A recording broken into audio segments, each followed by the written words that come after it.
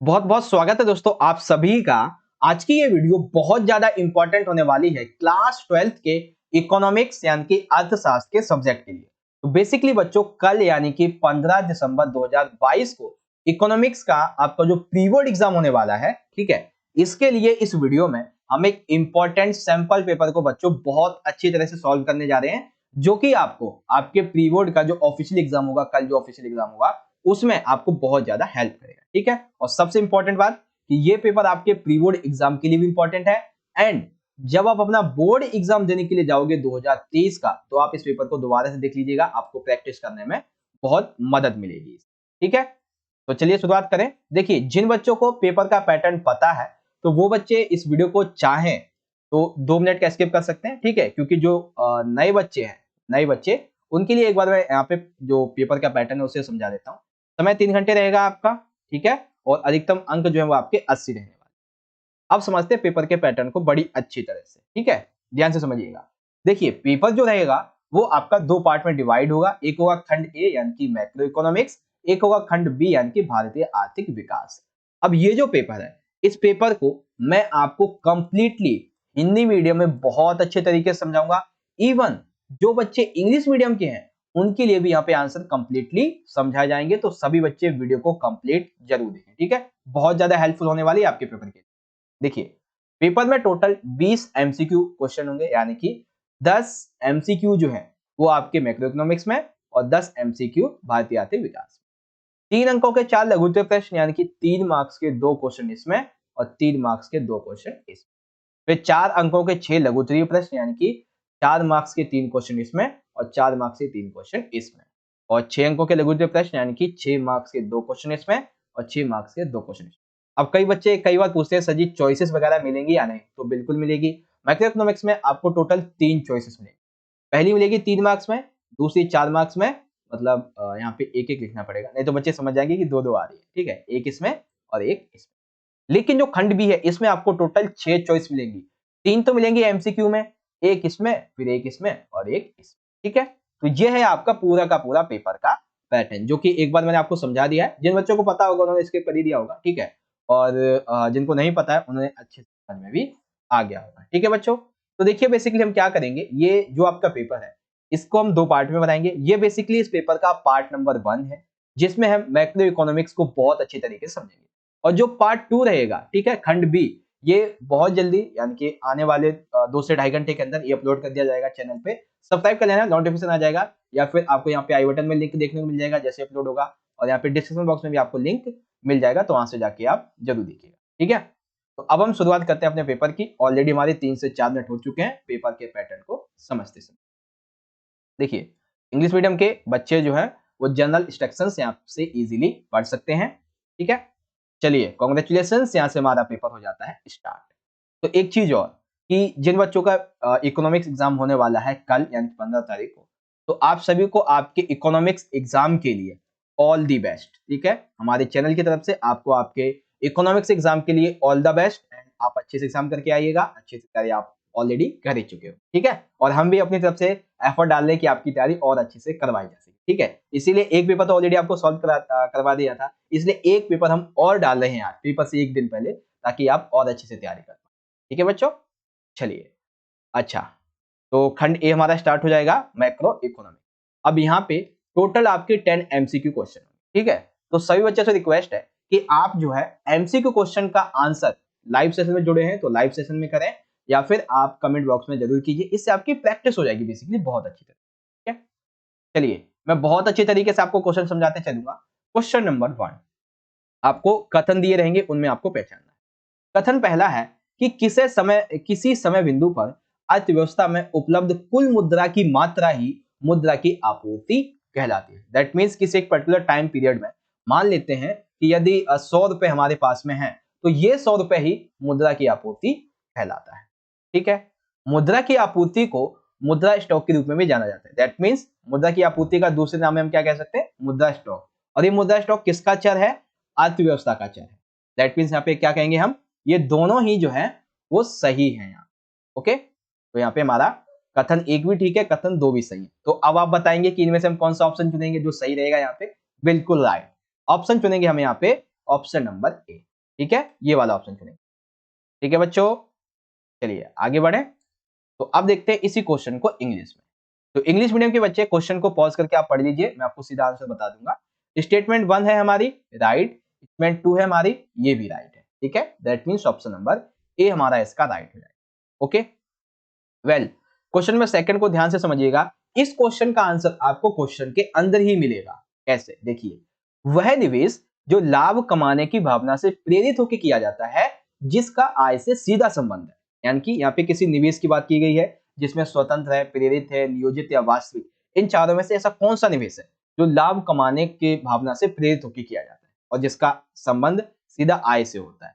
अब देखो, क्वेश्चन मैंने बोला था कि क्वेश्चन में ही आंसर छिपा होगा, तो देखिए, प्रेरित होकर, लाभ कमाने की भावना से प्रेरित होकर, इसका मतलब क्या है, यहाँ पे कौन सा हो जाएगा बच्चों, आंसर बताएंगे, बिल्कुल राइट, प्रेरित निवेश बोलते हैं इसको। ठीक है, इंड्यूस्ड इन्वेस्टमेंट। ठीक है, तो ये है आपका क्वेश्चन नंबर सेकंड। अब कई बच्चों ने पिछली वीडियो में शिकायत की थी कि सर जी आप जो न्यूमेरिकल्स होते हैं, ठीक है, जिसमें आपको फॉर्मूला लगा के आंसर देना होता है, वो आपने सीधा सीधा आंसर बता दिया, आपने सॉल्व नहीं करवाया। तो टेंशन मत लो, इस बार 2-3 क्वेश्चन आपके न्यूमेरिकल्स वाले हैं, तो उनको मैं आपको बहुत अच्छे तरीके से समझ। ठीक है, जैसे क्वेश्चन में दिया गया है, यदि आपकी वास्तविक आय 200 करोड़ है, ठीक है, और आपका कीमत सूचकांक कितना है, कीमत सूचकांक है आपका 135। ठीक है, तो अब आपको इसमें से मौद्रिक आय टोटल निकालनी है। तो पहले तो आपको मौद्रिक आय निकालने का फॉर्मूला पता होना चाहिए, इसे आप भूल जाइए, ये वास्तविक आय निकालने का फॉर्मूला है बेसिकली। ठीक है, इसे आप भूल जाओ, यहाँ पे ध्यान दो, ये वाला जो है मौद्रिक आय। तो मौद्रिक आय का फॉर्मूला क्या है, जो हमारी वास्तविक आय है यानी कि टोटल 200 करोड़ इनटू में जो हमारा कीमत सूचकांक है 135 और फिर बटे में हम कर देंगे 100। तो सेम वही क्या है, मौद्रिक आय निकालने के लिए अब इसको आप काट पीट कर लीजिए, आपका आंसर जो है वो 270 आ जाएगा। ठीक है, कोई डाउट नहीं है, समझ गए कैसे आंसर आया इसका, तो यहाँ पे 270 आ जाएगा। ओके बच्चों, वेल इसी क्वेश्चन को जब आप इंग्लिश में देखेंगे, if the actual income 200 crore and the price index is 135, calculate the money income. तो रियल इनकम हमें बतानी है, तो पहले इस तरीके से हम लिख देंगे और आपका आंसर इस तरह से आ जाएगा। ठीक है बच्चों, तो सिंपल सा कॉन्सेप्ट था, यहाँ पे एक फॉर्मूला लगाना था और आंसर आपको मिल जाएगा। आगे क्वेश्चन नंबर है फोर्थ में हमसे पूछा गया है, निम्नलिखित में से कौन सा विदेशी मुद्रा की मांग का स्रोत नहीं है। दैट मींस यदि आपको विदेशी मुद्रा अपने देश के लिए पूर्ति करनी है, तो उसके लिए कौन सा ऐसा स्रोत है जो इसमें गलत है। तो देखिए, आयात, दैट मींस आप क्या करें कि खरीदें और बेचें, बिल्कुल ठीक है। फिर आता है पर्यटन यानी कि टूरिज्म, आपको पता होगा कि टूरिज्म आज के टाइम पे बहुत ज्यादा बढ़ रहा है, तो टूरिज्म से भी यानी कि पर्यटन से बहुत ज्यादा विदेशी मुद्रा प्राप्त होती है। विदेशों में निवेश यानी कि आप किसी इंटरनेशनल कंपनी में, इंटरनेशनल बैंक वगैरह में आप निवेश करते हैं, जो भी शेयर मार्केट है होता है उसमें निवेश करते हैं, तो आपको डॉलर यानी कि किसी भी इंटरनेशनल जो करेंसी होती है वो प्राप्त होती है। लेकिन यहाँ पे देखो, विदेशी मुद्रा की मांग का स्रोत जो है वो नहीं है, ऑप्शन नंबर डी, उधार लेना। ये कोई स्रोत नहीं है, बल्कि इससे देश की जो अर्थव्यवस्था है वो और ज्यादा खराब होती है। ठीक है, तो यहाँ पे which of the following is not a source of demand for foreign exchange, that is to borrow, उधार लेना। ठीक है, ये हो जाएगा। ओके, अब क्वेश्चन नंबर 5 देखिए। क्वेश्चन नंबर 5 में आपको कुछ कथन दिए रहेंगे, उसको आपको पढ़ के फिर ऑप्शन चुनिए। कथन है, सरकारी बजट का आय का पुनर्वितरण उद्देश्य के रूप में। दैट मींस सरकारी बजट जो है इसकी आय का पुनर्वितरण उद्देश्य के रूप में। देखिए कैसे करेंगे, तो सरकारी बजट जो है ये अर्थव्यवस्था में आय कह लीजिए या फिर धन कह लीजिए, ऐसी जो असमानताएं होती हैं इसको कम करने का एक बहुत बड़ा उपयोगी साधन होता है सरकारी बजट। ठीक है, या फिर आय का पुनर्वितरण कह सकते हो। सेकंड, सरकार जो है वो अपनी कर नीति यानी कि इनका जो टैक्स नीति होती है और सार्वजनिक व्यय यानी कि जो सार्वजनिक सड़कें, पुल, विद्यालय, बैंक वगैरह बनाते हैं, तो उसमें ये जो व्यय है ये उपकरणों में अपेक्षित परिवर्तन करती है। बिल्कुल राइट है। आगे है कि सरकार बजट का आय का जो पुनर्वितरण का उद्देश्य है ये अमीरों पर अधिक कर का भार डालना होता है और उनकी संपत्ति को कम करना होता है, और साथ ही ये गरीबों के कल्याण पर किए जाने वाले सार्वजनिक व्यय में वृद्धि करती है। ठीक है, बिल्कुल ठीक है। दैट मीन्स यहाँ पे सरकारी बजट के आय पुनर्वितरण के उद्देश्य में ये चारों ही कथन हमारे सही हैं। और याद रखना कि ये जो आपका क्वेश्चन है ये आपसे 3 मार्क्स में भी पूछा जा सकता है। ठीक है, तो इस तरीके से आप इसे रेडी करके जाएं। ओके, आगे तो यहाँ पे यानी कि हमारे ये चारों विकल्प सही हैं, तो अब आप एकदम देखते ही आंसर समझ जाएंगे कि कौन सा इसका आंसर होगा। दैट मीन्स ऑप्शन नंबर 1 1 2 3 का 4, यहाँ पे ये ठीक हो जाएगा। ठीक है, वेल इसी तरीके से इंग्लिश में देखेंगे तो कंसिडर द फॉलोइंग स्टेटमेंट। तो आप ये जो आपकी स्टेटमेंट है, इस स्टेटमेंट के according the distribution of the income as the object of government budget. यहाँ पे आपका ये भी राइट है, ये भी राइट है, ये भी राइट है, ये भी राइट है। दैट मीन्स क्या कहेंगे हम, और यहाँ पे जो है हमारा ए राइट है। ओके, चलिए आगे देखते हैं। अगला क्वेश्चन नंबर 6 में हमसे पूछा गया बच्चों, बजटीय नीतियों को क्रियान्वित किया जाता है, यानी कि बजट से संबंधित जो नीतियां होती है किसी देश में, फॉर एग्जांपल भारत में, तो वो किसके द्वारा क्रियान्वित किया जाती है, बेसिकली भारत की बात। ठीक है, किसके द्वारा बजट नीति की बात की है, तो देखिए बजट विदेश मंत्रालय बिल्कुल भी नहीं करेगा। क्यों? क्योंकि विदेश मंत्रालय केवल फॉरेन करेंसी को यहाँ पे देखता है। ठीक है, फिर भारतीय रिजर्व बैंक आ जाता है, ये केवल जो पैसे हैं उनकी नकदी वगैरह उसको छापता है और वितरण करता है। वाणिज्यिक बैंक ये व्यापार के संबंध में है और अदर चीज। लेकिन जो नीतियों के क्रियान्वित करने वाला है वो है केवल एक, जिसे हम कहते हैं वित्त मंत्रालय। ऑप्शन नंबर बी हमारा राइट है। ठीक है बच्चों, बिल्कुल सिंपल सा। अब इसी तरीके से आपसे इंग्लिश में देख सकते हैं, budget policies are implemented by the ministry of finance. Okay, आगे चलते हैं। क्वेश्चन नंबर 7 दिया हुआ है बच्चों हमें कि निम्नलिखित में से कौन सा आय विधि के विषय में सही है। दैट मीन्स यहाँ पे आपको ये भी समझ में आ जाएगा कि आय विधि के बारे में क्या क्या सही है। तो देखिए, सबसे पहला है कि स्वयं उपभोग के लिए उत्पादित वस्तुओं का धारित मूल्य सम्मिलित किया जाता है। बिल्कुल ठीक है। दैट मीन्स कि उपयोग की जो वस्तुएं हैं उनके लिए उत्पादित जो वस्तुएं होती हैं, ठीक है, उपभोग के लिए उत्पादित वस्तुओं का मूल्य निर्धारित किया जाता है। बिल्कुल ठीक है। पूंजीगत लाभ को इसमें सम्मिलित नहीं किया जाता है। बिल्कुल ठीक है। हस्तांतरण आय को सम्मिलित किया जाता है। बिल्कुल गलत। कर्मचारी का पारिश्रमिक सम्मिलित किया जाता है। बिल्कुल ठीक। तो यहाँ पे हम क्या कहेंगे, कौन सा हमारा गलत है, ऑप्शन नंबर सी वाला गलत है। ठीक है, जो सत्य नहीं है आय विधि के बारे में। इस तरीके से आप इंग्लिश में लिखेंगे, transfer income is not included about the income law. Okay, simple सा। अब देखिए क्वेश्चन नंबर 8 दिया हुआ है, यहाँ पे एक न्यूमेरिकल टाइप में है कि निम्नलिखित में से किस विकल्प में निवेश गुणांक का मूल्य उच्चतम होगा, यानी कि निवेश गुणांक के मूल्य के संबंध में आपको इनमें से ये बताना है कि किसमें सबसे ज्यादा होगा। ठीक है, तो आप समझ ही गए होंगे यहाँ पे किसकी बात हो रही है, यहाँ पे बात हो रही है ऑप्शन नंबर डी की, एमपीसी एंड एमपीएस। ठीक है, इसका साइन इस तरीके का होगा। ओके, सिंपल सा है। इसी क्वेश्चन को इंग्लिश में देख सकते हैं, यहाँ पे दिया हुआ है कि in which of the following option the value of investment multiplier will be highest, that is option number D. Okay, question number 9 बिल्कुल सिंपल सा क्वेश्चन है। क्वेश्चन है प्रत्यक्ष कर वह है जो लगाया जाता है। दैट मींस इसमें बताना है कि प्रत्यक्ष कर किन पर लगाया जाता है। तो देखो दो तरीके का कर होता है, एक होता है प्रत्यक्ष, एक होता है अप्रत्यक्ष। तो अप्रत्यक्ष में बेसिकली नागरिक जो है वो अप्रत्यक्ष रूप से कर देता है, जैसे कि सेवा प्रदाताओं पर, वस्तुओं के उत्पादन पर, वस्तुओं की कर बिक्री पर देता है। लेकिन जो प्रत्यक्ष कर होता है वो कौन देता है, निगम पर, ये निगमों पर लगता है। ठीक है, तो ऑप्शन नंबर ऑन कॉर्पोरेशंस, इस पे लगता है डायरेक्ट टैक्स। ओके, सिंपल सा। अब एक क्वेश्चन आपका आएगा अभिकथन कारण के संबंध में, एक नहीं और दो क्वेश्चन आएंगे अभिकथन के। ठीक है, दो आएंगे। वेल मैंने एक ही लिया है लेकिन आपके दो क्वेश्चन है। ठीक है, अभिकथन देखिए हमारा क्या कहता है। अभिकथन कहता है कि एक अर्थव्यवस्था के समस्त क्षेत्रकों के द्वारा दिए हुए आय स्तर पर एवं एक निश्चित समय अवधि में समस्त अंतिम वस्तुएं एवं सेवाओं के नियोजित क्रय के कुल मूल्य को समग्र मांग कहते हैं। देखिए ध्यान से समझिए दोबारा से कि एक अर्थव्यवस्था में समस्त क्षेत्रकों के द्वारा, यानी कि पूरे सभी के सभी जो क्षेत्र होते हैं इनके द्वारा आय स्तर पर एवं एक निश्चित समय अवधि में समस्त अंतिम वस्तुएं एवं सेवाओं के नियोजित क्रय का जो कुल मूल्य होता है उसे समग्र मांग कहते हैं। बिल्कुल राइट। कारण क्या कहता है कि आय में परिवर्तन के फलस्वरूप बचत में परिवर्तन के अनुपात को सीमांत बचत प्रवृत्ति कहते हैं, यानी कि ये भी सही है।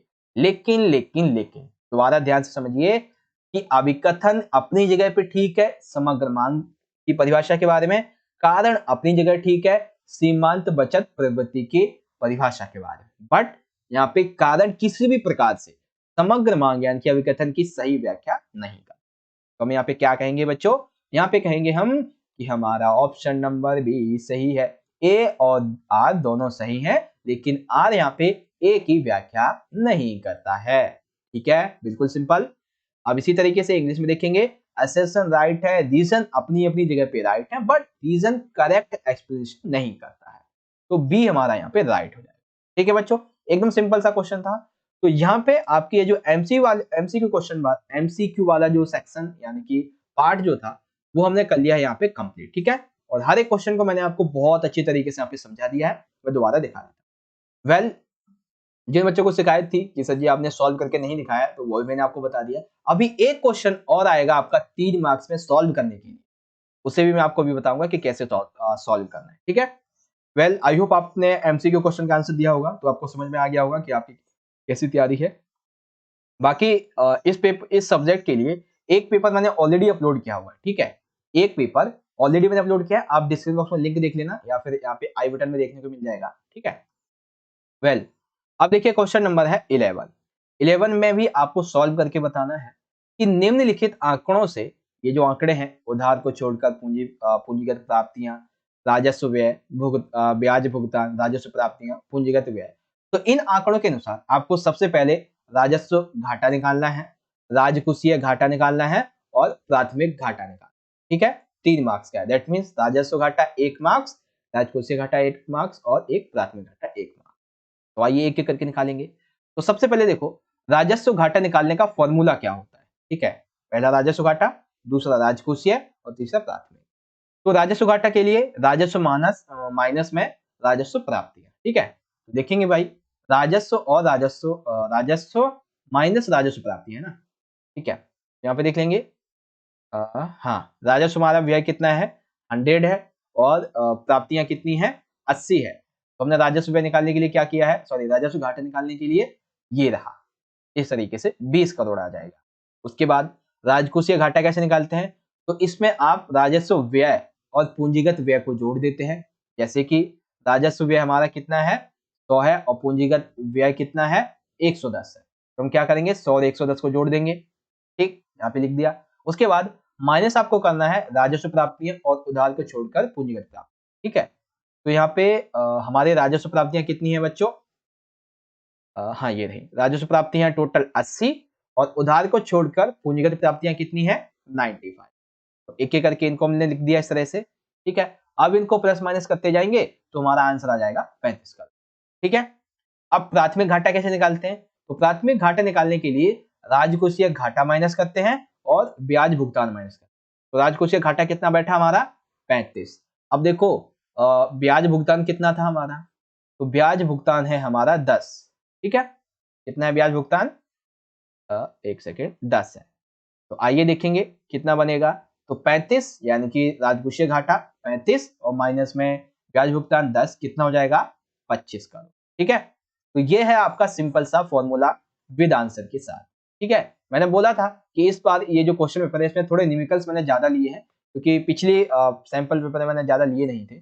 ठीक है, तो कई बच्चों ने कहा था कि शायद न्यूमेरिकल्स भी कराइए एक आधा, तो यहाँ पे इसलिए मैंने ये लिया है बेसिकली फॉर्मूला वाला क्वेश्चन। ठीक है, इसे देखिए, इसे जब आप अपना आंसर निकालेंगे तो आंसर में आपको पहले रिवेन्यू डिफिकल्ट निकालना है। ठीक है, fiscal defect and primary defect निकालना है।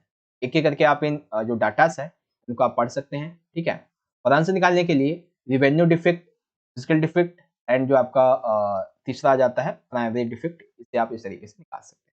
ठीक है, बिल्कुल सिंपल सा क्वेश्चन था and hope you well understand now. अब बात करते हैं क्वेश्चन नंबर 12 की। तो इसमें देखिए आपको जो है वो यहाँ पे मिल गई है चॉइस, पहली चॉइस। ठीक है, निम्नलिखित को परिभाषित करना है 1 + 1 + 1 = 3। तो आपको पहले बताना है पूर्ण रोजगार किसे कहते हैं, ऐच्छिक बेरोजगारी किसे कहते हैं, अनैच्छिक बेरोजगारी किसे। ठीक है, वैसे तो क्वेश्चन ऐसा भी बन सकता था कि भाई ऐच्छिक बेरोजगारी और अनैच्छिक बेरोजगारी में अंतर बताइए 4 मार्क्स, लेकिन यहाँ पे मेरा मेन कॉन्सेप्ट ये है कि मैं आपको कम टाइम पे अच्छे से अच्छे क्वेश्चन समझाऊं, इसीलिए मैंने इसको इस तरीके से लिया कि 3 मार्क्स में इस तरीके से आप लिखो। ठीक है, देखिए उत्तर है हमारा यहाँ पे, सबसे पहले बात करेंगे हम पूर्ण बेरोजगार, सॉरी हाँ पूर्ण रोजगार की बात की गई है। पूर्ण जो रोजगार है बेरोजगार है, हाँ रोजगार है।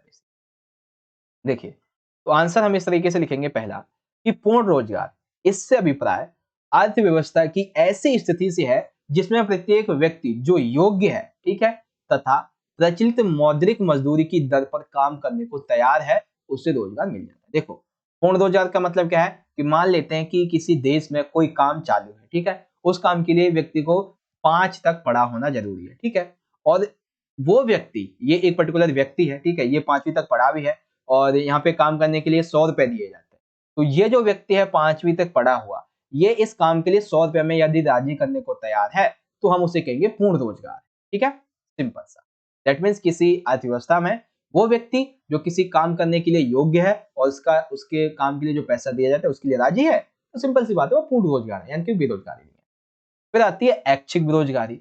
ऐच्छिक यानी कि ऐसी बेरोजगारी से मतलब ये है कि जिसमें बाजार में प्रचलित मजदूरी दर पर कार्य उपलब्ध होने के बावजूद योग्य व्यक्ति कार्य करने को तैयार नहीं। दैट मीन्स होता है ना कि किसी को एटीट्यूड आ जाता है कि भाई मैंने एमए कर रखी है, ठीक है, तो मैं ये जाके फैक्ट्री में 10,000 की नौकरी क्यों करूंगा, ठीक है, जबकि आपकी हालत ही ऐसी है तो करनी पड़ेगी। अब मान लेते हैं कि आपने एमए कर रखी है, ठीक है, एमए कर रखी है, या फिर मान लेते हैं आपने बीएड कर रखी है।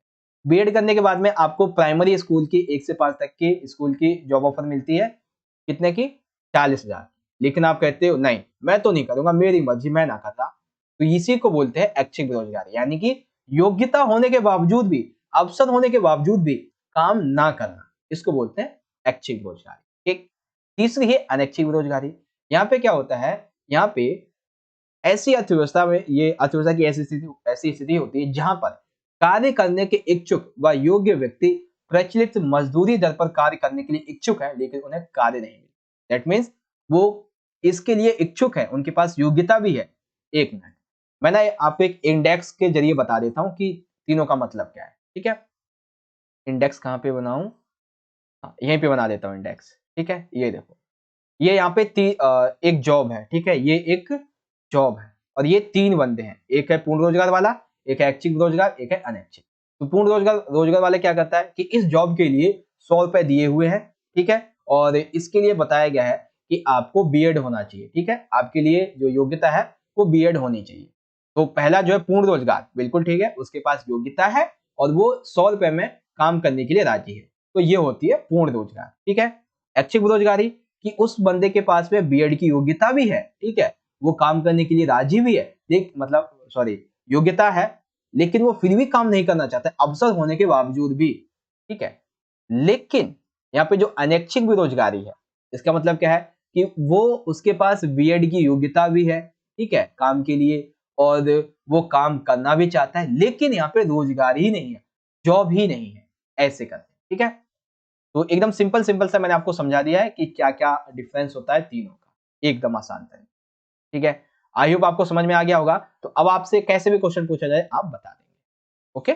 आप चाहो तो दोबारा से पढ़ सकते हो। अब आता है हमारा इसी में सेकंड क्वेश्चन। सेकंड में पूछा गया है, अथवा में दिया हुआ है, सरकारी बजट का संसाधनों का पुनः आवंटन उद्देश्य समझाइए। दैट मीन सरकारी बजट जो है, इसमें संसाधनों का जब पुनः आवंटन किया जाता है तो इसका क्या उद्देश्य होता है पर्टिकुलरली, वो आपको समझाना। तो क्या उद्देश्य होता है भाई, आइए समझेंगे। देखिए सिंपल सा है, काफी छोटा, मैंने क्वेश्चन का आंसर यहाँ पे लिया है ताकि ज्यादा टाइम आपका खराब ना हो।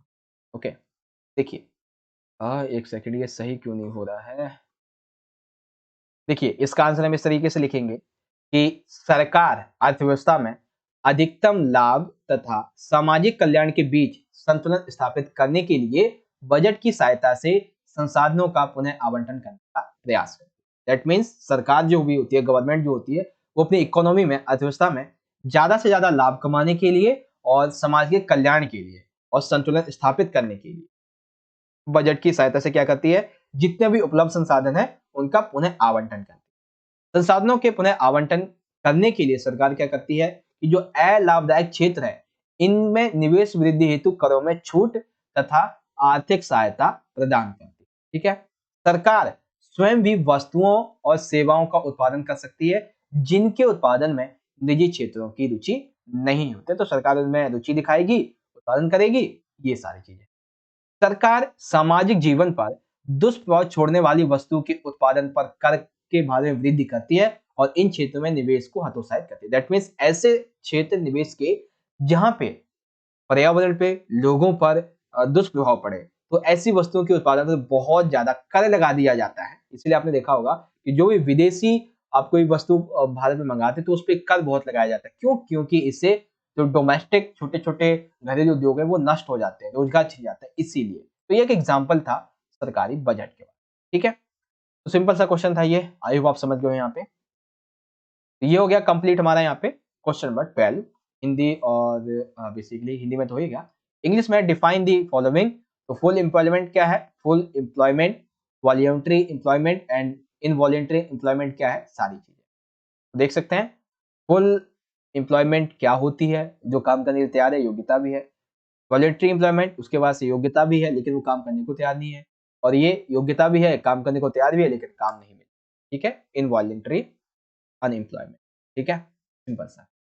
अब सेकंड क्वेश्चन इसी में है, अथवा में दिया है कि explain the redistribution object of the government budget. यहाँ पे आप देख सकते हैं इजीली, सिंपल सा है। जो एमसीक्यू में बताया था वो अलग क्वेश्चन था, ये आपका अलग। ओके, तो आपने देखा 3 मार्क्स के आपके 2 क्वेश्चन थे जिसमें आपको एक में चॉइस मिल चुकी है। ओके बच्चों, अब देखते हैं क्वेश्चन नंबर 30 में पूछा गया है कि जीडीपी एवं कल्याण में प्रत्यक्ष प्रत्यक्ष संबंध है, परंतु यह संबंध कई चरणों में अपूर्ण एवं अधूरा है। कथन के संदर्भ में जीडीपी की आर्थिक कल्याण की सूचक के रूप में सीमाएं लिखी। आप समझे इसका क्या मतलब है। इसका मतलब ये है कि देखो, जीडीपी है और कल्याण है, इन दोनों का आपस में एक प्रत्यक्ष रूप से संबंध है। ठीक है, लेकिन यह संबंध कई कारणों से पूरा नहीं हो पाता है, अधूरा रह जाता है। तो ऐसा क्या है कि जीडीपी की जो आर्थिक कल्याण की सूचक है, इसकी सीमाएं हमें समझ। ठीक है, तो बेसिकली 4 सीमाएं हैं। अब ये 4 सीमाओं को एक एक करके हम समझते हैं। क्या सीमाएं हैं भाई, 4 मार्क्स का पहला क्वेश्चन है, क्वेश्चन नंबर 30 पूछा गया था। तो आंसर लिखेंगे भामताएं। दैट मीन्स इससे तात्पर्य ये है कि इससे तात्पर्य व्यक्ति या फर्म के द्वारा की गई उन प्रक्रियाओं से है जिनका बुरा या फिर अच्छा प्रभाव दूसरों पर पड़ता है, लेकिन इसके लिए उन्हें दंडित यानी कि लाभान्वित नहीं किया जाता। उदाहरण के लिए कारखानों का धुआं ये नकारात्मक है और फ्लाईओवर का निर्माण ये सकारात्मक है। ध्यान से समझिए, दोबारा समझा देता हूं आपको। इसका मतलब ये है, भामताएं का मतलब ये है कि किसी व्यक्ति के द्वारा या फिर फर्म के द्वारा की गई ऐसी क्रियाएं जिनका बुरा प्रभाव दूसरों पर पड़ता है, ठीक है, लेकिन उन्हें फिर भी दंडित नहीं किया जाता है। जैसे कि उदाहरण के टाइम पे मान लेते हैं, मतलब कि कोई भी व्यक्ति, कोई भी फर्म कोई भी क्रियाएं करे जिसका बुरा या अच्छा असर जो है वो किसी पर भी पड़ता हो, इसके लिए उसे दंडित नहीं किया जाता, ना ही उसे लाभ दिया जाता है। जैसे कोई बुरा कार्य करता है, जैसे कि कारखानों से धुआं निकलने वाला है, ये लोगों को सांस लेने में दिक्कत करता है और पर्यावरण प्रदूषण भी करता है। हालांकि इसके लिए नियम बने हुए हैं लेकिन दंडित नहीं होते, तो ये नकारात्मक आ जाती है। फ्लाईओवर का निर्माण यानी कि पुलों का निर्माण वगैरह, ये क्या है, ये सकारात्मकता है क्योंकि इससे रोजगार बढ़ता है, लोगों के आय में वृद्धि होती है। ठीक है, तो पहला ये हो गया। अब दूसरा यहाँ पे देखेंगे, हाँ, दूसरा जो है, दूसरे में है हमारा जीडीपी की संरचना। दैट मीन्स यदि हमारी जीडीपी सकल घरेलू उत्पाद, ग्रास डोमेस्टिक, इस तरीके से कुछ, ठीक है, तो यदि हमारी जीडीपी बढ़ेगी तो सिंपल सी बात है, हमारी अन्य जो सामग्री है उसके उत्पादन में वृद्धि के कारण जीडीपी में वृद्धि, कल्याण में वृद्धि नहीं होगी। दैट मीन्स, तो आई होप आप समझ गए होंगे इसका मतलब। सिंपल सा है भाई कि देखो, यदि हमारे जीडीपी में वृद्धि हुई है, लेकिन ये वृद्धि किसकी वजह से हुई है, युद्ध सामग्री के उत्पादन की वजह से, तो इसमें क्या होगा कि हमारी जीडीपी में वृद्धि से कल्याण वृद्धि नहीं होगी। ठीक है, तो इसीलिए ये अपूर्ण हो जाती है। जैसे मान लीजिए जीडीपी जो है वो हमारी 100 रुपए बढ़ी युद्ध सामग्री के रूप में, ठीक है, लेकिन इसकी वजह से 100 लोगों की जान गई, तो इसमें कल्याण तो कहीं पे भी नहीं। ठीक, फिर आता है जीडीपी का वितरण। जीडीपी में वृद्धि से कल्याण में वृद्धि नहीं होगी। यदि आय का असमान वितरण है तो अमीर अधिक अमीर हो जाएगा और गरीब और गरीब हो जाएगा, तो यहाँ पे क्या होगा, कल्याण बिल्कुल भी नहीं होगा।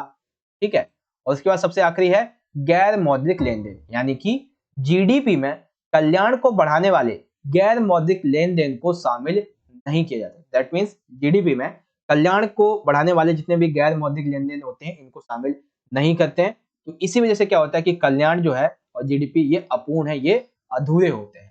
ठीक है, तो सिंपल सा एक कॉन्सेप्ट था। आई होप आपको ये चीजें अच्छे समझ में आ गई होंगी। बाकी जितना मेरा एफर्ट लग सकते हैं मैं आपको अच्छे समझाने की कोशिश कर रहा हूँ। ये है हमारा ऑफिशियल आंसर। ओके बच्चों, सिंपल सा आपको समझ में आ गया होगा क्या क्या यहाँ पे बातें आएंगी। अब इसी क्वेश्चन को इंग्लिश में आपसे पूछा जाएगा इस तरीके से, there is a direct relation between GDP and welfare but this relation is incomplete due to many reasons. Right the limitation of the GDP as indicator of economic welfare in the context of the statement.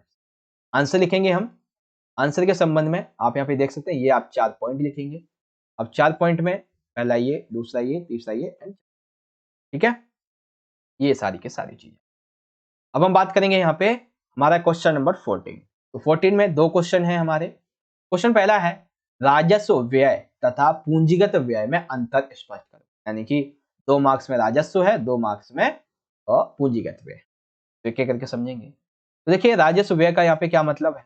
राजस्व व्यय का मतलब सबसे पहले ये है कि ये सरकार की परिसंपत्तियों में वृद्धि नहीं करती। दैट मीन सरकार की परिसंपत्तियां जो होती हैं उसमें ये राजस्व व्यय जो होते हैं वृद्धि नहीं करती। ठीक है, ये सरकार के दायित्व में किसी भी प्रकार की कोई कमी नहीं करते, जैसे कि ब्याज के भुगतान में, ठीक है, आर्थिक सहायता करने में, कानून व्यवस्था वगैरह करने में, इनमें कोई कमी नहीं करते, नॉर्मल रहते हैं। ठीक है, ये आवृत्ति प्रकृति के होते हैं, यानी कि इन्हें आप दोहरा भी सकते हैं। ठीक है, उदाहरण ब्याज भुगतान, अनुदान, वेतन, पेंशन, यानी कि ये जो अभी मैंने आपको यहाँ पे बताए हैं यही आ जाता है। ठीक है, शायद अभी आप नहीं समझे होंगे ना, एक बार मैं आपको दोबारा समझाता हूँ। देखो बात की जा रही है राजस्व व्यय की, यानी कि सरकार के बारे में। तो सरकार की परिसंपत्तियों में ये बिल्कुल भी वृद्धि नहीं करता है राजस्व व्यय।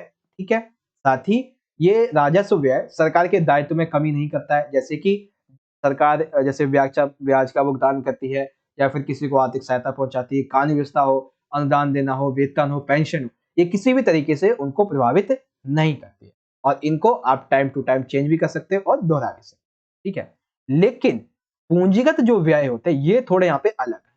पूंजीगत व्यय क्या करते हैं, ये सरकार की परिसंपत्तियों में वृद्धि करते हैं और सरकार के दायित्व में कमी लाते हैं, जैसे कि विद्यालयों में विद्यालय भवनों का निर्माण, पुराने ऋण का भुगतान, ठीक है, वित्तीय परिसंपत्तियों का क्रय और शेयर मार्केट, भूमि व मशीन की खरीद, ये सभी ऐसे दायित्व हैं जिनमें क्या होता है, पूंजीगत व्यय की वजह से सरकार के दायित्व में कमी आ जाती है और ये आवृत्ति प्रकृति के नहीं होते, यानी कि इन्हें आप ज्यादातर दोहरा नहीं पाते, ये चीज है। ठीक है, तो सिंपल सिंपल सा क्वेश्चन था यहाँ पे और एंड आई होप आपको समझ में भी आ गया होगा राजस्व व्यय एंड पूंजीगत व्यय। ओके बच्चों, वेल सेकंड क्वेश्चन है हमारा भुगतान शेष से क्या तात्पर्य है और इसके घटक। तो आइए समझें कि भुगतान शेष से क्या तात्पर्य है और इसके घटक। तो भुगतान शेष और इसके घटक एक ही बार में आप यहाँ से देख सकते हैं, मैं आपको दिखा देता हूँ सारा। हाँ देखिए, लिखेंगे आंसर भुगतान शेष एक वर्ष की अवधि में किसी देश के सामान्य निवासियों और विश्व के बीच समस्त आर्थिक लेन देनों का एक विस्तृत एवं व्यवस्थित वितरण होता है। समझे मतलब कि भुगतान शेष क्या होता है। भुगतान शेष किसी एक वर्ष की अवधि में, किसी एक पर्टिकुलर टाइम पीरियड के दौरान किसी देश के सामान्य निवासी, कोई नॉर्मल जो लोग रहते हैं किसी देश में, उन निवासियों और बचा हुआ जो विश्व है, इनके बीच में जो आर्थिक लेन देन होता है, इसका एक विस्तृत एवं व्यवस्थित वितरण को भुगतान शेष कहते हैं। इसे विदेशी विनिमय के वार्षिक अंतः प्रवाह और बाहरी प्रवाह का लेखा भी खाते हैं। ये वैसे आप ना याद करो तो ज्यादा बेटर है, बस इतना याद रखो। ठीक है, सिंपल सा भुगतान से आप समझ गए कि चाहे मतलब भुगतान से जो किसी एक देश और विश्व के अन्य देशों के बीच में जो लेन देन होता है, इसी का एक विस्तृत एवं व्यवस्थित वितरण को कहते हैं। अब ये 2 तरीके में होता है। ठीक है, 2 घटक है इसके, जिसमें से पहला घटक है यहाँ पे चालू खाता। दैट मीन्स इस खाते में वे वस्तुएं व सेवाओं का निर्यात एवं आयात और चालू अंतरण की प्राप्तियों व भुगतान के विवरण दर्ज होते हैं। नहीं समझे, ध्यान से समझो। देखो कि चालू खाता का क्या मतलब है। देखो सिंपल सा मतलब क्या है कि इस खाते में, चालू खाते में वस्तुओं व सेवाओं के निर्यात में, ठीक है, आयात और जो चालू अंतरण की प्राप्तियां होती हैं, जो भी आप प्राप्त करते हो, जो भुगतान करते हो, उसका विवरण इसमें होता है। लेकिन पूंजीगत खाता क्या होता है, इस खाते में परिसंपत्तियां जैसे कि मुद्रा स्टॉक, बंद पत्र आदि, अर्थात किसी अर्थव्यवस्था और शेष विश्व के बीच परिसंपत्तियों एवं दायित्व के स्वामित्व का हस्तांतरण इसमें शामिल होता है, जिसमें मुद्रा स्टॉक, बंद पत्र, ये सभी चीजें इसमें शामिल होती है। ठीक है, तो भुगतान शेष क्या होता है, बेसिकली किसी एक देश के सामान्य निवासी और शेष विश्व के बीच में जो भी लेना देना होता है, इसका एक विस्तृत और व्यवस्थित विवरण होता है, जो कि 2 तरीके का होता है, यानी घटक है चालू खाता। चालू खाते का मतलब है इसमें वस्तुओं और सेवाओं का निर्यात और आयात, चालू अंतरण ये सभी शामिल होते हैं, भुगतान भी होता है, प्राप्तियां भी इसमें इसका विवरण लिखा होता है। पूंजीगत प्राप्तियों में एक किसी अर्थव्यवस्था में और शेष विश्व के बीच में जो दायित्व होते हैं, जो स्वामित्व होता है, इसका हस्तांतरण होता है, जिसमें मुद्रा, स्टॉक, बंद पत्र इन सभी को रखना होता है, ये सारी चीजें। ठीक है बच्चों, तो आई होप आपको मैंने यहाँ पे अच्छे से ये सारी चीजें इजीली समझा दी होंगी, है ना। वेल यहाँ पे हमारा क्वेश्चन नंबर 14 कंप्लीट हो जाता है। Hope you well understand this question and अब चलते हैं अगले की तरफ। तो अगला देखिए यहाँ पे लिखा हुआ है डिफरेंशिएट या फिर different between revenue expenditure and the capital expenditure. तो इसको हम कैसे करेंगे, पहले आप रिवेन्यू के बारे में देख लीजिए। ठीक है, रिवेन्यू के संबंध में आप ये टोटल 4 पॉइंट लिख देंगे। ठीक है बच्चों, अब इसी में जो हमारा दूसरा पार्ट है कैपिटल का, तो कैपिटल के बारे में आप देख सकते हैं ये 4 पार्ट लिख दें, सिंपल सिंपल। ठीक है, मैंने बोला था मैं आपको हिंदी में समझाता चलूंगा और इंग्लिश मीडियम के बच्चों के लिए आंसर यहाँ पे प्रोवाइड कराता चलूंगा। That's my promise. Okay now, तो अब आगे चलते हैं हम यहाँ पे अगले क्वेश्चन में। अगला क्वेश्चन है हमारा what is mean by the balance of payment, right it's component. तो मैं पहले बताना है मीनिंग बैलेंस ऑफ पेमेंट्स का। तो बैलेंस ऑफ पेमेंट्स का क्या मीनिंग होता है, मीनिंग के बारे में आप यहाँ से पढ़ सकते हैं। फिर हम बात करेंगे इसके कंपोनेंट्स ऑफ बैलेंस पेमेंट की। तो 2 तरीके इसके कंपोनेंट्स होते हैं, जिसमें पहला आता है करंट अकाउंट और दूसरा आता है कैपिटल अकाउंट। सिंपल सिंपल सा। ठीक है, तो ये हमारा हो गया क्वेश्चन नंबर 14 यहाँ पे कंप्लीट, जिसमें आपको 4 मार्क्स के एक क्वेश्चन में चॉइस देखने को मिल गई है। चलिए अब बात करेंगे क्वेश्चन नंबर 5 की। ये क्वेश्चन ऑलरेडी मैं आपको एक बार समझा चुका हूं, अच्छी तरह से दोबारा समझा देता हूं कि केंद्रीय बैंक किसे कहते हैं और इसके कार्य लिखिए। ठीक है, तो देखिए केंद्रीय बैंक का क्या मतलब होता है। केंद्रीय बैंक एक देश की बैंकिंग व वित्तीय प्रणाली की सबसे सर्वोच्च, सबसे बड़ी संस्था होती है केंद्रीय बैंक। ये देश के मौद्रिक व बैंकिंग ढांचे का संचालन करती है, यानी कि मुद्रा के तौर पे बैंक का जो ढांचा होता है इसका संचालन करती है, उसको नियंत्रण करती है, निर्देशन देती है, उसका नियमन करती है तथा देश के हित में मौद्रिक नीति का निर्माण करती है। देश के सहायता में, देश की अर्थव्यवस्था की सहायता के संबंध में मौद्रिक नीति का निर्माण करती है केंद्रीय बैंक।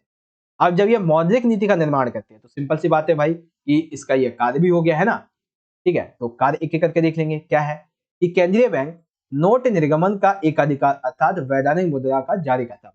दैट मीन्स जो हम आरबीआई टाइप में ये सारी चीजों को देखते हैं, जो नोटों पे आरबीआई का या फिर आरबीआई जो है वो पैसे वैसे छापती है, तो ये उस संबंध में केंद्रीय बैंक सबसे हेड होता है। ठीक है, और इसी को एकाधिकार है। इसमें सरकार का एक बैंकर भी होता है, ये सरकार के लिए अभिकर्ता भी होता है, सरकार के लिए सलाहकार भी होता है। ठीक है, सरकार को अभी पैसा वैसा चाहिए, ठीक है, बजट अपना बनाना है, तो उसके लिए वो केंद्रीय बैंक से सहायता जरूर लेती है। ओके, बैंकों का ये बैंक होता है तथा पर्यवेक्षक होता है, यानी कि इसके नीचे जितनी भी बैंक है, हमारे देश में जितनी बैंक है उन सभी का ये बैंकों का बैंक। ठीक है, जैसे बड़े से बड़ा, ठीक है ना, आपने कहा वो डायलॉग सुना होगा, मैं बोलना नहीं चाहूंगा, ठीक है, तो वैसा ही डायलॉग है इसका। ठीक है, दादा से दादा ऐसा कुछ है ना, तो वही चीज है। तो ये बैंकों का बैंक होता है, उसका पर्यवेक्षक भी।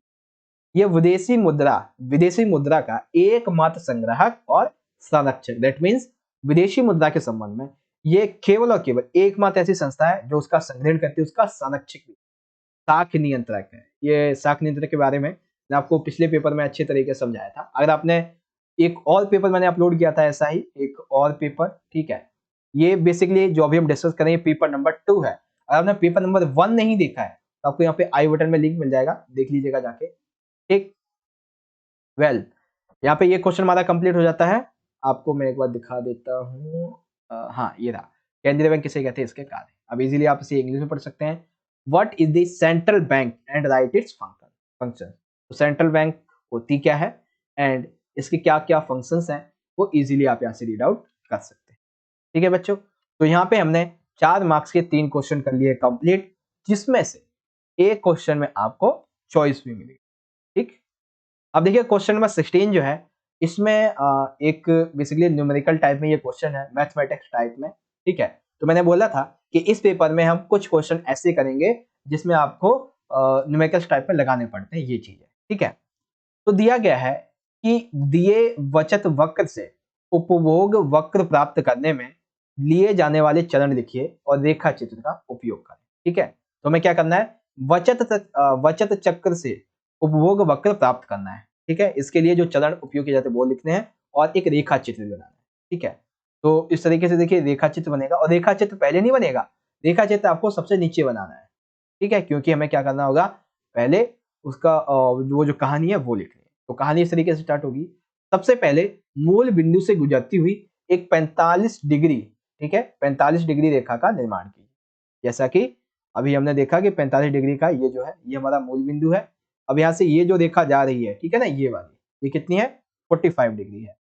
ओके, देन सेकंड है कि फिर y अक्ष के धनात्मक भाग पर आपको OS1, ये बेसिकली इस तरीके से OS1 ऐसा जो लिखा होता है, ठीक है, OS1 के बराबर OC लीजिए, जो कि उपभोग वक्र का एक प्रारंभिक बिंदु रहेगा, ठीक है।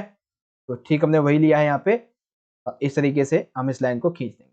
उसके बाद एक से, हाँ, फिर x अक्ष पर B बिंदु शून्य बचत को दर्शाता है, ठीक है। x अक्ष पर जो हमारा B बिंदु रहेगा ये 0 को दर्शाएगा। इस बिंदु से एक लंब खींचना है जो कि 45 डिग्री को E बिंदु पर काटे, ठीक है, यानी कि ये वाला उपभोग फलन। के बाद इस बिंदु पर C is equal to y होगा, ठीक है, क्या होगा, C is equal to y होगा, यानी कि ये वाला पार्ट। इस प्रकार 5 बिंदु उपभोग वक्र पर स्थित दूसरा बिंदु प्राप्त होता है। अंत में C और E बिंदु को आपको मिलाना होगा, C और बिंदु को मिला दीजिए और इसे आगे तक ले जाएं। इस प्रकार C ये कैपिटल नहीं है, एक कैपिटल है और एक छोटा सी है, ठीक है। वंचित उपभोग जो वक्र है वो आपका यहाँ पे प्राप्त हो जाएगा, ठीक है। ये आपको लग रहा होगा थोड़ा सा डिफिकल्ट है, लेकिन नहीं, अगर आपको प्रक्रिया पता है तो आप बहुत अच्छी तरीके से इसको लिख पाओगे, ठीक है बच्चों। तो सिंपल से आपको समझ में आ गया कि किस तरीके से हम दिए वचत वक्र से हम बेसिकली क्या करेंगे, हाँ, उपभोग वक्र प्राप्त करेंगे। इसलिए चरण और एक रेखा चित्र। अब इसी क्वेश्चन को आपसे इंग्लिश में ऐसे पूछा जाएगा, आप देख सकेंगे कि हाँ, write the steps to be followed in the driving the consumption curve in the given saving curve, use the diagram. तो देख सकते हैं आप यहाँ पे क्या करना है, ये हमारा डायग्राम हो जाएगा और इसके लिए जो स्टेप्स हैं वो ये सारे के सारे हो जाएंगे। टोटल 4 स्टेप्स हैं इसके। ओके बच्चों, वेल आगे चलते हैं। क्वेश्चन नंबर 17, इसमें आपको एक चॉइस देखने को मिलेगी। क्वेश्चन दिया हुआ है कि नम्य विनिमय दर का निर्धारण कैसे किया जाता है तथा गुण लिखिए। दैट मीन्स आपको बताना है नम्य विनिमय दर क्या होती है और ये निर्धारित कैसे की जाती है और इसके क्या क्या गुण है, ठीक है। यानी कि आपको 3 चीजें बतानी है, दर क्या है, कैसे निर्धारित होती है और इसके गुण क्या है। 4+2 देखिए, बेसिकली नम्य दर को जब हम यहाँ पे परिभाषित करेंगे तो इस तरीके से, चलिए देखते हैं आगे। हाँ, तो हम बात कर रहे हैं नम्य विनिमय दर प्रणाली की। तो ये होती क्या है भाई, देखो, इसके अंतर्गत विदेशी विनिमय दर का निर्धारण बाजार शक्तियों के द्वारा होता है। यानी कि जो नम्य विनिमय दर है, ये नम्य विनिमय दर, इसका निर्धारण बेसिकली विदेशी विनिमय दर का निर्धारण जो है वो किसके द्वारा होता है, बाजार शक्तियों के द्वारा। दूसरे शब्दों में हम कह सकते हैं कि संतुलन विनिमय दर का निर्धारण विदेशी मुद्रा की मांग तथा उसकी पूर्ति द्वारा होता है। आप ना इसको थोड़ा अच्छे से समझ पाओगे, ध्यान से समझिएगा कि नम्य विनिमय दर, इसके अंतर्गत विदेशी विनिमय दर का यदि हमें निर्धारण करना है तो ये बाजार शक्तियों के द्वारा होता है। अब आपको थोड़ा समझ में नहीं आएगा बाजार शक्तियां मतलब, सिंपल सा ऐसे कह सकते हो कि विनिमय दर का निर्धारण विदेशी मुद्रा की मांग और उसकी आपूर्ति के द्वारा दर्शाया। ठीक, अब इस संबंध में आप ये भी देख सकते हो कि विदेशी विनिमय की मांग तथा विनिमय दर में विपरीत संबंध होता है। दैट मीन्स एक तो होती है विदेशी विनिमय की मांग और एक होती है विनिमय दर, इनमें अलग अलग संबंध है, एक जैसे नहीं है। इसीलिए विदेशी विनिमय की मांग वक्र ऋणात्मक ढाल की होती है, जबकि विदेशी विनिमय की पूर्ति तथा विनिमय दर में धनात्मक प्रत्यक्ष संबंध होता है। इसीलिए विदेशी विनिमय की पूर्ति वक्र धनात्मक ढाल की होती है। दोनों वक्रों के अंतः क्रिया के द्वारा संतुलन विदेशी विनिमय दर का निर्धारण यहाँ पे किया जाता है, ठीक है। अच्छा, एक चीज यहाँ पे मैं आपको एक चीज और दिखाना चाहूंगा कि ये जो आपकी नगद नम्य विनिमय दर प्रणाली है, इसके संबंध में एक क्वेश्चन आपसे पूछा जा सकता है कि विदेशी मुद्रा के मांग और स्रोत के संबंध में कुछ ऐसा क्वेश्चन, ठीक है। तो वो क्वेश्चन आपको मैं ऑलरेडी एक पेपर में करवा चुका हूं, एक बार आपको दिखा भी देता हूँ। ये क्वेश्चन पेपर हमारा जो सेकंड इससे मैंने पहले डाला था, उसमें क्वेश्चन आपको मैंने बताया था कि विदेशी मुद्रा के मांग के स्रोत क्या होते हैं, ठीक है। तो ये आप देख लीजिए, ये मांग के स्रोत है, मैंने आपको ऑलरेडी समझाया हुआ है। 6 मार्क्स का क्वेश्चन है आपका ये, मांग के स्रोत क्या है और इसकी पूर्ति के स्रोत क्या होते हैं। ठीक है, तो ये आपके कुछ पूर्ति के स्रोत है। ऑलरेडी मैं आपको पेपर नंबर मैंने डाला था, पेपर नंबर 1, उसमें समझाया हुआ है। अगर आपने देखा हुआ है तो बहुत अच्छी बात है, नहीं देखा है तो यहाँ पे आई बटन में आपको लिंक मिल जाएगा, यहाँ से जाके जरूर। ठीक है, वेल यहाँ पे हम ये नम्य दर प्रणाली पढ़ रहे थे, ये आपने समझ ली। इसका गुण क्या है, तो गुण ये है भाई कि विदेशी मुद्राओं के भंडार की इसमें आवश्यकता नहीं होती है, साथ ही संसाधनों का सर्वोत्तम ये आवंटन करता है, भुगतान संतुलन खाते में ये स्वतः समायोजन हो जाता है, साथ ही व्यापार और पूंजी के आवागमन में जो आने वाली रुकावटें होती हैं उन सभी को ये नम्य विनिमय दर दूर करती है। ठीक है, तो ये एक सिंपल सा कॉन्सेप्ट था। आई होप आप समझ गए होंगे अब आसान तरीके से। ठीक है बच्चों, तो ये हो गया हमारा यहाँ पे कॉन्सेप्ट क्लियर। अब इसी में एक सेकेंड, हाइलाइटर कहां से, हाँ, अब इसी में एक क्वेश्चन और बनेगा जो हमारा अथवा में दिया रहेगा। क्वेश्चन ये है कि व्यय विधि के चरण लिखिए। ठीक है, हालांकि क्वेश्चन 4 मार्क्स का, लेकिन इसके चरण में थोड़े फॉर्मूले लगे हुए हैं, तो इसीलिए 6 मार्क्स में आपसे पूछा गया। तो आइए समझेंगे व्यय विधि के चरण। तो अथवा में देखिए, अथवा में क्वेश्चन है व्यय विधि के चरण के बाद। ओके, तो व्यय विधि हम कैसे निकालेंगे, तो व्यय विधि के लिए आप देख सकते हैं ये कुछ चरण रहेंगे आपके, प्रथम चरण, द्वितीय चरण, तृतीय चरण और ये चतुर्थ चरण। तो आप इन सभी को इजीली वीडियो को पॉज करके पढ़ सकते हैं। मैं आपको दिखा देता हूँ। ठीक है, इसमें फॉर्मूले टाइप में ज्यादा है, तो इसीलिए आप इसे समझ लीजिए किस तरीके से ये होने वाला है। ओके, तो ये है व्यय विधि के चरण, चरण नंबर 1, चरण नंबर 2, चरण नंबर 3, चरण नंबर 4। ओके, अच्छा एक चीज और, अगर आपको आपके एग्जाम से पहले एक और पेपर चाहिए जिसमें मैं आपको आपका पार्ट ए प्लस में पार्ट बी दोनों एक ही बात समझाऊं, तो वो आप मुझे कमेंट बॉक्स में एक बार बताएं। जितना ज्यादा कमेंट होगा उतना ज्यादा मैं कोशिश करूंगा कि हाँ डाल दिया जाए। ठीक है, अगर ज्यादा नहीं होगा तो मैं इसे स्किप कर दूंगा। ठीक है, आप कमेंट में बताइएगा कि यदि आपको एक और सैंपल पेपर देखना है। ठीक है, अब इन्हीं दोनों क्वेश्चन को इंग्लिश में ऐसे पूछा जाएगा, how is flexible exchange rate determined and right it's methods. देख सकते हैं फ्लेक्सिबल एक्सचेंज रेट सिस्टम जो है वो क्या करता है और इसके जो बेसिकली मेरिट्स हैं वो क्या क्या है, सिंपल सिंपल। ठीक है, अब जो सेकंड क्वेश्चन है, सेकंड क्वेश्चन में आपको स्टेप्स बताने हैं एक्सपेंडिचर मेथड के। इस मेथड के जो स्टेप्स हैं वो यहाँ पे देख सकते हैं, नीचे दिए हुए हैं ये। ओके, तो ये मेथड्स हैं, पहले आप ये फॉर्मूला देखेंगे, उसके बाद इस फॉर्मूले के संबंध में ये मेथड्स आपको यहाँ पे कॉपी करने यानी कि इनको समझना है। ठीक है बच्चों, आई होप आप ये इजी वे में समझ गए होंगे यहाँ पे बहुत अच्छी तरह। वेल, तो आपने यहाँ पे देख लिया 6 मार्क्स के हमारे 2 क्वेश्चन थे जिसमें आपको एक में चॉइस देखने को मिल गई। ओके बच्चों, कॉन्ग्रेचुलेशंस, यहाँ पे हमारी आज की ये वीडियो हो जाती है कंप्लीट। ठीक है, और यहाँ पे अब हमारा जो है वो शुरू होगा खंड number B, Indian economic development के बारे में। ठीक है, तो जल्दी से जल्दी कमेंट करके बताओ कि सर ये पार्ट 2 जल्दी डालो, जल्दी से जल्दी, कल पेपर है जल्दी डाल दो सर जी, 1-2 घंटे के अंदर ही कमेंट करके बताओ जल्दी जल्दी पार्ट 2 कितनी देर में डाला जाए। ठीक है, मैं ठीक इसके बाद में वीडियो बनाने बैठूंगा पार्ट 2 का, जैसे आप ये देखेंगे ठीक 2 से 3 या 2 घंटे के अंदर ही आपको पार्ट 2 भी देखने को मिल जाएगा बच्चों। ठीक है, बाकी मिलते हैं आपसे अगली वीडियो में, और आपको आई होप ये पेपर अच्छे तरीके से समझ में आ गया होगा बच्चों। ठीक है, ओके, एक सेकेंड, हाँ देखो इस वीडियो में हमने क्या किया है, खंड ए यानी कि मैक्रो इकोनॉमिक्स समझ लिया है। अब जो दूसरा पेपर वीडियो डालूंगा उसमें ये खंड बी जो रहेगा इसे पार्ट 2 में आपको समझा दूंगा बहुत ही जल्दी। ठीक है, तो इस तरीके से आज की हमारी ये जो वीडियो है वो कंप्लीट हो जाती है यहाँ पे। ठीक है, अगर आपको बच्चों वीडियो अच्छी लगी है तो ज्यादा से ज्यादा इस वीडियो को लाइक करें और अपने दोस्तों के साथ भी ज्यादा ज्यादा जरूर शेयर कीजिएगा। इससे आने वाली वीडियो की नोटिफिकेशन आप तक पहुंच जाएगी। कैसे मिलेगी भाई, आपको चैनल को सब्सक्राइब करना है और जो एक बेल नोटिफिकेशन होता है उसको आपको चालू कर देना है। ठीक है, इससे जो भी नोटिफिकेशन वगैरह होगी वो आप तक पहुंच जाएगा। बाकी मिलते हैं आप सभी से, आप सभी को आपके इकोनॉमिक्स के एग्जाम के लिए, इकोनॉमिक्स के प्री बोर्ड एग्जाम के लिए ऑल द बेस्ट। मिलते हैं नेक्स्ट वीडियो में, तब तक के लिए आप पढ़ते रहिए और अपना ख्याल रखिए। धन्यवाद, जय हिंद, वंदे मातरम।